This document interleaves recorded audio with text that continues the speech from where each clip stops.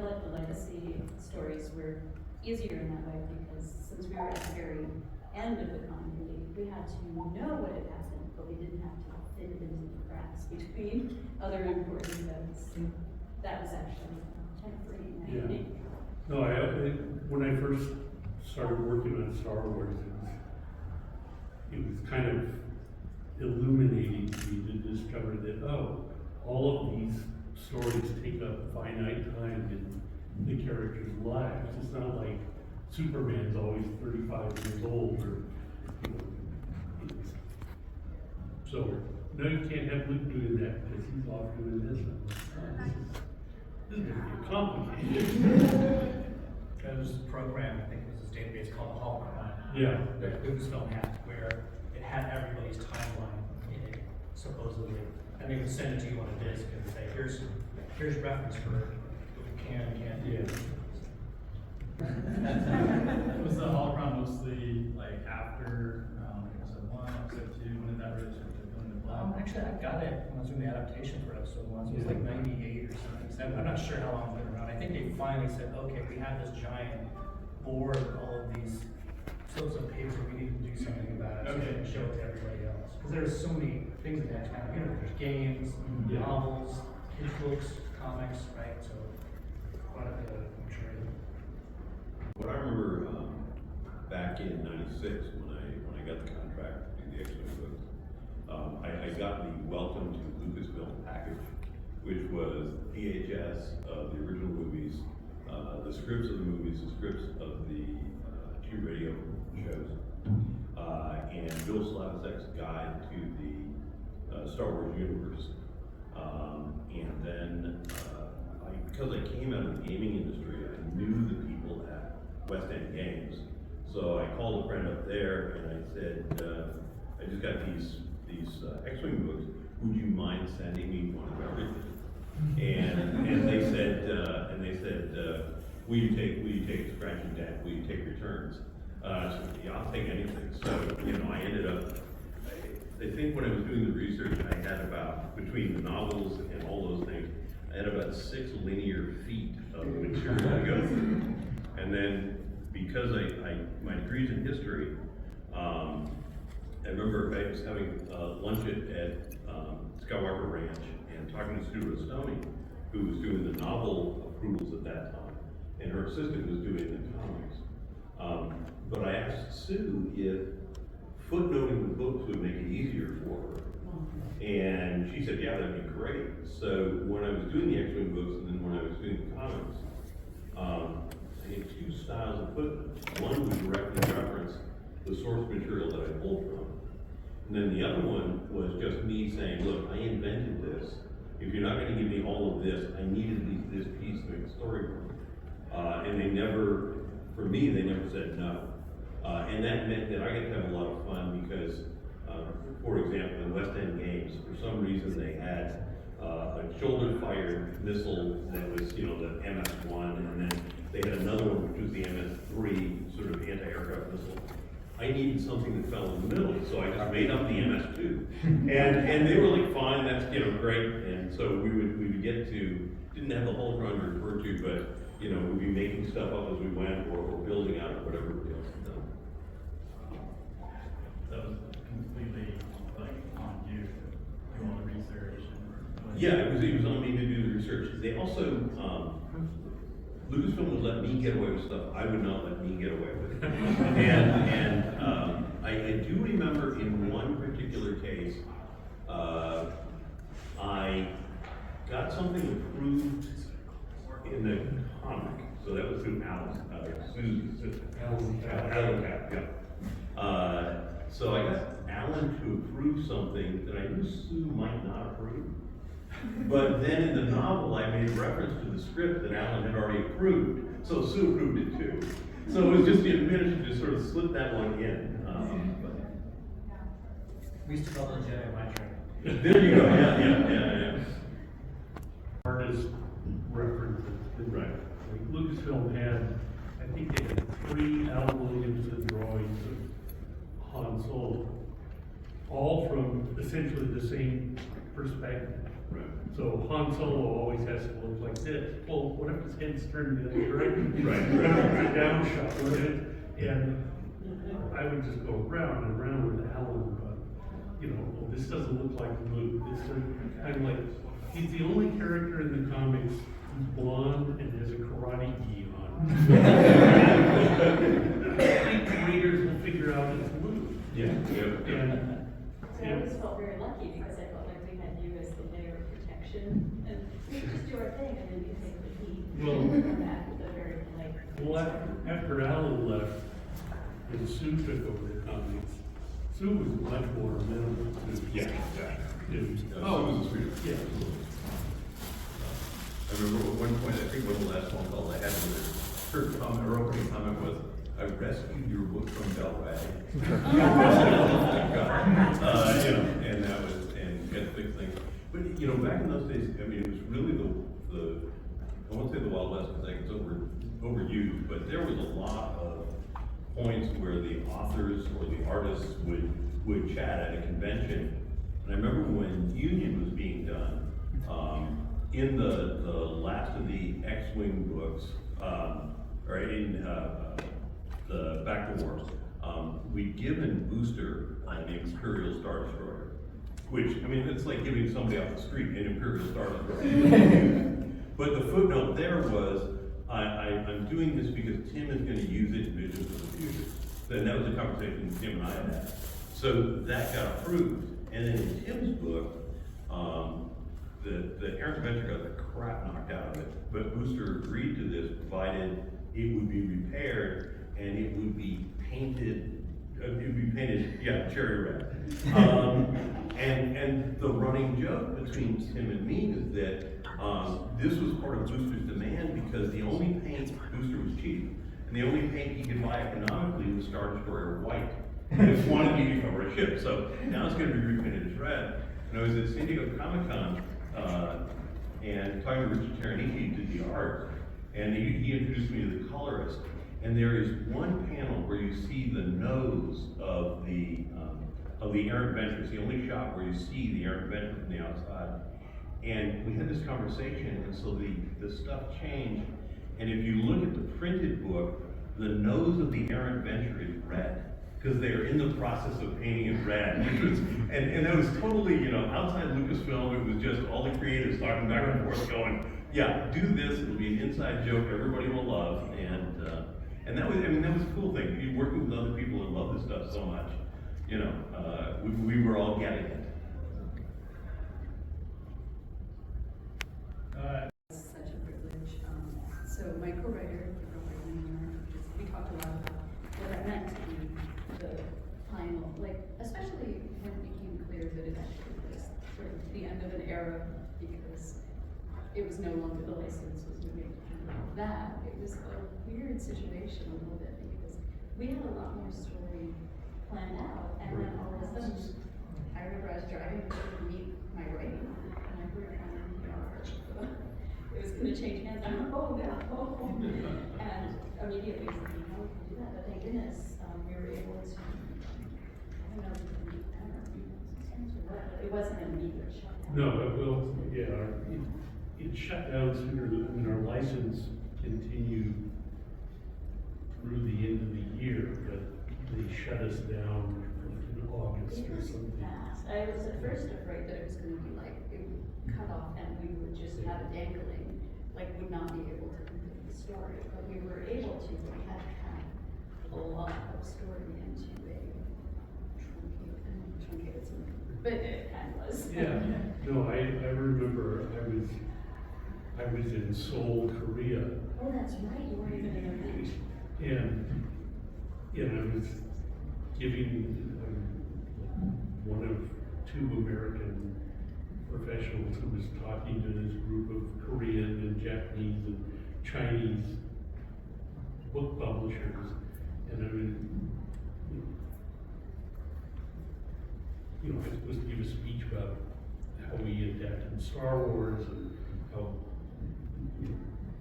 the medium is not the message. You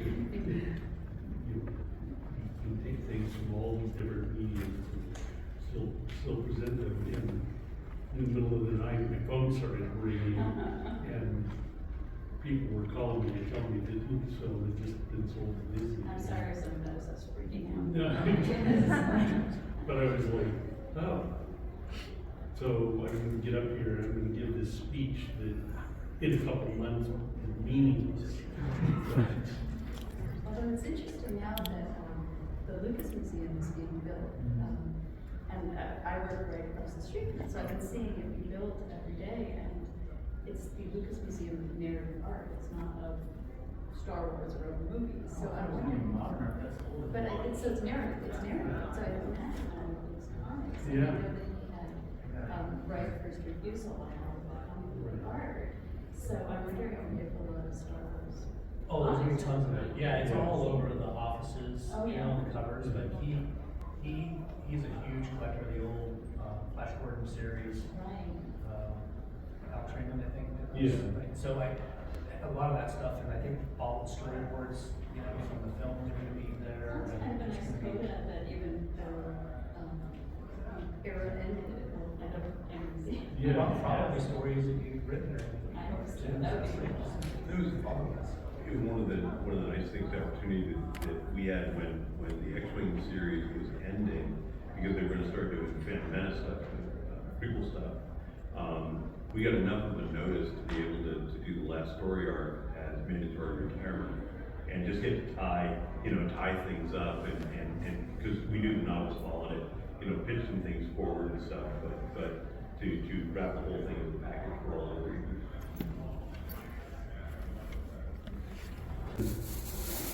Eventually, I think I always won. Like, look, allowed them to do this as novels, and why can't we do this? Also, he's tall. We're off on the phone so much. But, Does anybody have any questions? Yeah, Scott, over 5 minutes. I have a question for Mr. Stradley and Mr. Stackpole. You said that, Frank Miller went to brought a story about Luke dying. How did Lucasfilm react when you announced Legacy that happened 100 years later and the characters were supposed to be dead, but they well, that was easier because 100 years has passed, obviously, Luke would have died at some point, but we weren't able to establish how or when he died, just that his Force Ghost would show up. That was okay, although we had a cover with, Legacy with Luke as the Force Ghost there, and I wanted to, the cover board I wanted to put on there was, WWLD. Lucasfilm said, no, you can't. And my question for Mr. Stackpole is, Luke and Laura is my favorite couple in Star Wars, so how is it surprising when it comes to playing with experience? And did Song like it? Oh, yeah, I mean, Tim was cool with it, but that was a lot of fun, and that was the whole time that I was doing Star Wars stuff, that caused me the only total geek out moment that I had. Remember, I was starting I think it was the third issue, and it just hit me, I am marrying off an icon. I mean, a popular culture icon, and it was like, wow. And then, because I had to do the script, it kind of got over it fast, but it was one of those things of just realizing this is something that is culturally significant the world over. To be able to do this was quite a privilege. You and a half. I have a question for Mr. Stradley. It's a kind of a short two-parter. For Dark Times, why did you write under a pen name? And did you get any pushback from Lucasfilm over the tone of how dark Times was? The pen name came because I was getting pitches from a lot of writers for different series, and most of them I didn't. I mean, I didn't want to do stories about telepathic space dragons or giant invisible one-celled creatures that were strong in the Force. No, it doesn't sound like Star Wars to me. And so I decided to write it myself. And I thought, well, I don't want to get pushback from other writers and artists, like, oh, I see. So I started the pen name, Wells Hartley, because he sounded English, and nobody would know. And then, that first story arc where it got really dark, I thought I'd get a lot of pushback from it, but Lucasfilm loved it, and Sue Bristoni said every time she saw Bomo Greenbark, she'd start crying. All right. Amazing. Thank you. Gentleman in the white shirt. I have a question for Michael Stackpole. Ever since I read the novel Wedge's Gamble, I've been wondering, can humans and Solonians have kids?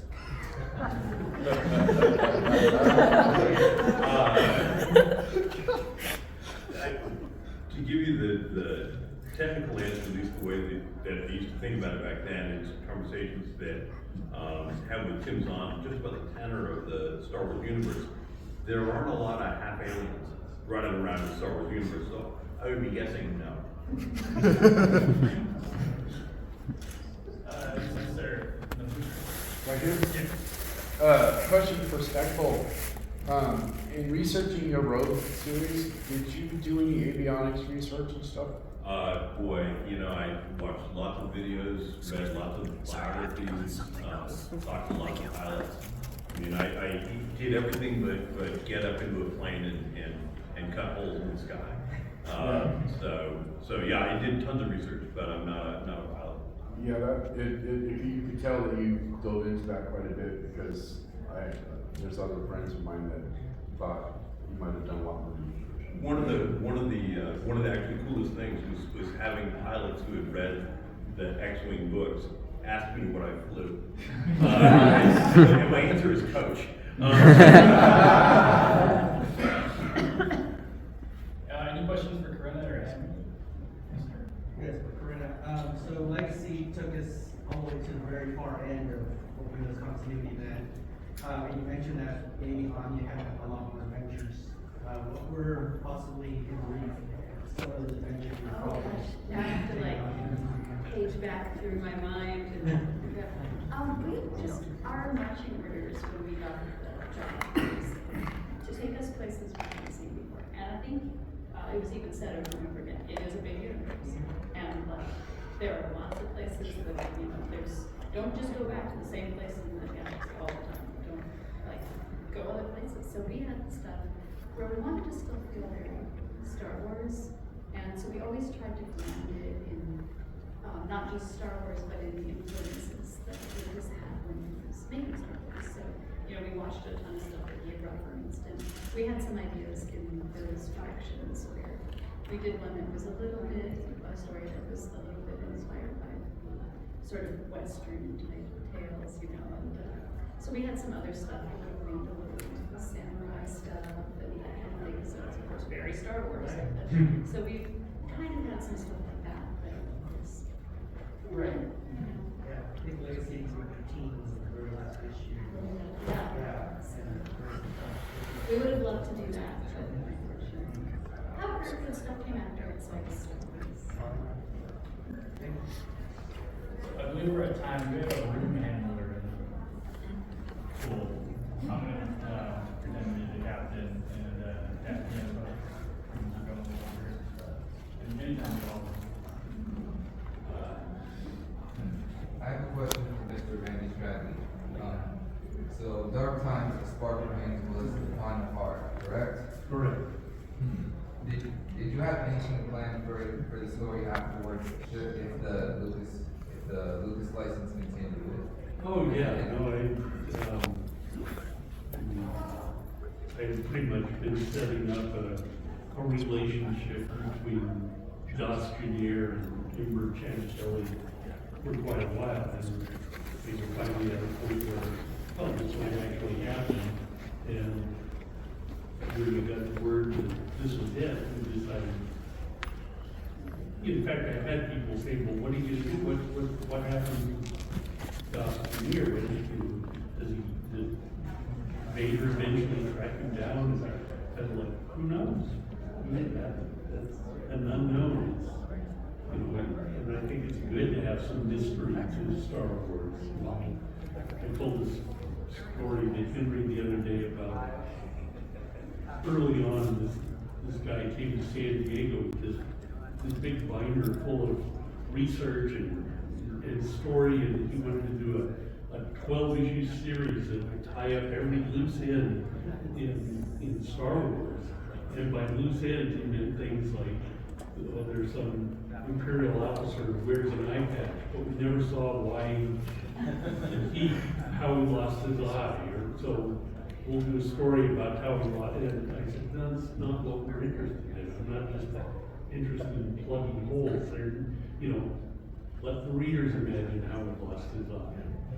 And I remember after I shot him down, Alan Couch was in our booth, and he went over to Alan and he was, I just don't know, I give it everything I got, they're just not interested.